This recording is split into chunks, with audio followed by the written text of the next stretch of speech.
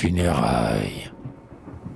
Oh, quel farouche bruit font dans le crépuscule les chênes qu'on abat pour le bûcher d'Hercule. Le bûcher dressé là pour ce nouvel Hercule emplit l'horizon, le ciel empourpré. Et la nuit s'illumine et tout entière brûle à l'ardente splendeur de ce couchant sacré. Au brasier fraternel où se tordent ensemble le laurier odorant et le chêne fumeux, une foule sans cri se hâte et se rassemble afin d'en emporter le reflet en ses yeux. Et quelques-uns, penchés sur la flamme féconde, ils viennent allumer leurs torches et leurs flambeaux pour éclairer encore les ténèbres du monde, quand le bûcher noirci ne sera qu'un tombeau.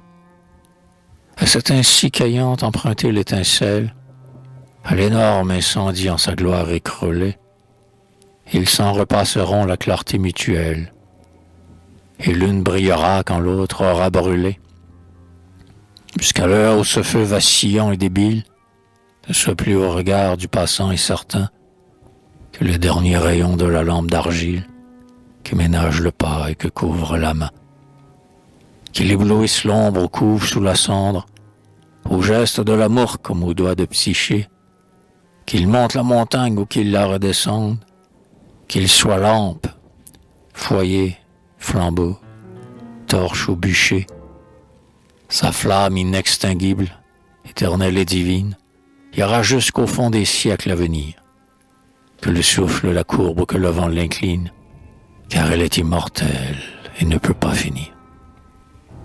Puisque l'âme de l'homme en elle se consume, et qu'elle est née en lui de ce jour enchanté, où, sereine et debout devant son amertume, apparut à ses yeux ton image. Ô beauté! Ton doigt blanc s'est posé sur son cœur qui palpite, et qui bat à jamais et qui brûle en son sein. Et depuis lors, un Dieu mystérieux l'habite, et l'éclair a jailli qui ne s'est plus éteint.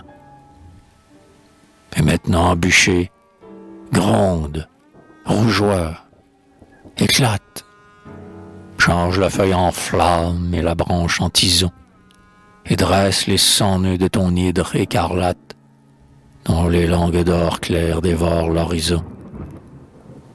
Celui qui rassembla ta masse formidable a détourné le fleuve à travers la forêt, et, comme au seuil des temps son frère de la fable, une course éternelle a tendu son jarret.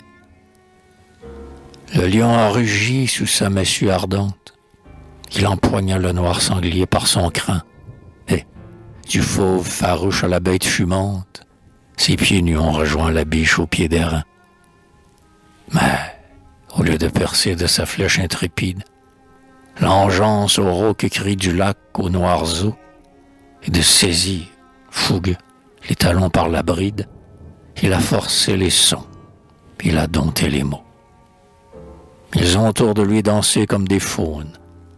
Les nymphes ont souri de sa timidité, et, grave, il a tressé d'immortelles couronnes et des guirlandes d'or au front de la beauté. Sa main forte accueille les pommes à la branche du jardin bleu gardé par le dragon rampant. La neige de l'hiver fleurit sa barbe blanche et sa lyre d'ivoire des cordes d'argent.